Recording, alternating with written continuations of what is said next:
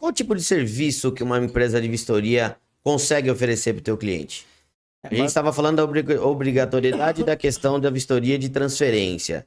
Mas o que mais é vendido para um cliente na Porque empresa de vistoria? para quem é leigo Sim. ou tem o carro e não sabe exatamente como funciona, todo carro hoje para ser transferido para uma outra pessoa, ele tem que passar por essa Exatamente. laudo de transferência. Essa é uma... Tem que passar.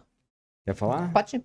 Essa é uma obrigação hoje em dia, ela cresce a cada dia. O laudo de transferência ele é para inúmeras finalidades, não só para uma transferência, para uma troca de placa, uma regularização de motor, principalmente a transferência que é o carro-chefe do laudo de transferência. Todo carro que transfere precisa de um laudo desse. Isso tem validade em todo o território nacional? Território, o nosso Estadual, sistema aqui, a gente todas as cidades do estado de São Paulo. Tá. Outros estados, sistemas diferentes, ainda tem um projeto de comunicação entre eles, mas deve demorar um pouco mais. Mas os outros estados também têm a questão da vistoria de transferência ou é aquela antiga ainda com o decalque do chassi? São Paulo é que partiu com essa inovação, vamos dizer assim.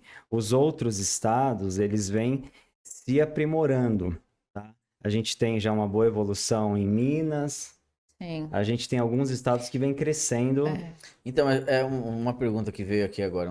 Uma pessoa compra um carro de Minas, compra aqui em São Paulo. O que ela precisa para transferir lá o documento do carro? Ela precisa desse laudo? Ela De precisa. vistoria? Vai transferir em Minas Gerais? Não, você vai transferir o comprador a São Paulo. Comprou em São Paulo, mas vai transferir pra em Minas Minas. Gerais. Precisa fazer o laudo em Minas Gerais ou uma vistoria lacrada do estado de São Paulo. E se pegar um estado que não tem a vistoria de transferência? Não sei, qual estado que não tem? Não, deve ter a vistoria, mas aí, por exemplo, não necessariamente ele terceirizou para as ECVs, que são as empresas credenciadas de vistoria, realizar o serviço. O próprio Detran, por exemplo, pode fazer. Na verdade, assim, ó, lá atrás, em 2008, o Denatran organizava tudo isso. Era um único laudo, modelo único, a intenção era integrar todo o país nesse formato de laudo. Só que assim, foi uma bagunça tremenda, porque cada Detran respondia de uma forma. Acabou que não deu certo.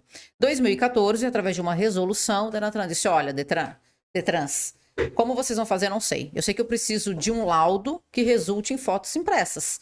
Como você vai fazer, eu não sei. Aqui estão os requisitos, cumpra ou fazendo a vistoria, ou terceirizando, ou sei lá de que forma. Mas eu preciso disso. Então, os estados começaram a se organizar.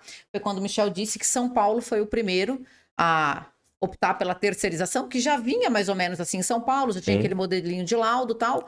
E aí São Paulo começou a credenciar empresas. A partir de então, outros estados seguiram esse modelo. Nós não temos ainda 100% dos estados brasileiros atuando nesse formato, mas quem não terceirizou através das ECVs, o Detran ainda faz alguma coisa. Entendi. Também resultando em laudo impresso, né, Michel? Porque segue uma resolução para isso, né?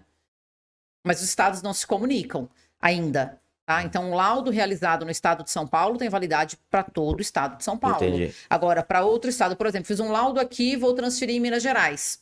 Provavelmente vai precisar aí do carimbo do Detran numa vistoria lacrada. Só o laudo, mesmo sendo de uma empresa credenciada, muito possivelmente seja rejeitado lá. É legal abrir um parênteses aí, porque o que acontece algumas vezes? A pessoa faz a negociação, compra o carro, e por algum motivo ela viaja ou vai para a cidade dela sem fazer o laudo, achando que dá para resolver no estado dela, e não dá. Então, tem que voltar. se realmente o endereço dela está dentro de São Paulo, enfim, e ela migrou com o carro para outro estado, ela vai ter que voltar. Então, sempre que a gente está falando de uma transferência no estado de São Paulo, não adianta ele querer fazer em Minas para usar aqui. Ou que seja vice-versa. Se é São Paulo, tem que fazer dentro de São Paulo.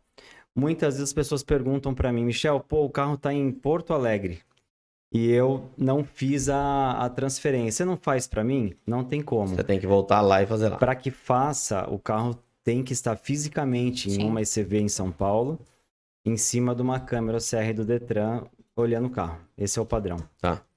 Essa é uma questão que vale muito a pena comentar, exatamente por conta disso. É normal, principalmente por conta de internet e tudo, às vezes você comprar o carro em outro estado.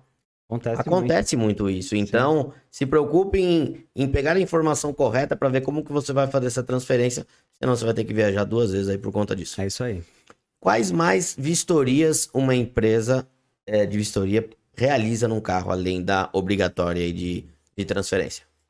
Hoje em dia, a ECV ela trabalha basicamente com 2 serviços. Um deles é o credenciado do Detran, deixando bem claro, esse é o laudo de transferência. Tá. Esse é o documento que é necessário, não existe uma outra condição de transferir o carro sem ele. Esse é o carro-chefe.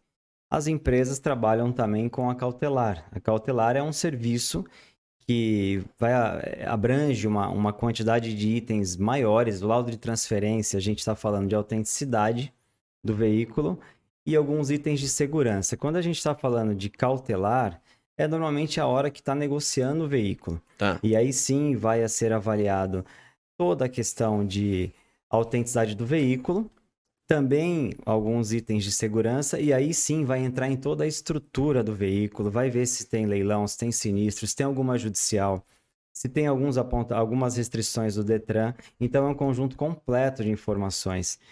Basicamente, a gente trabalha com esses 2 serviços.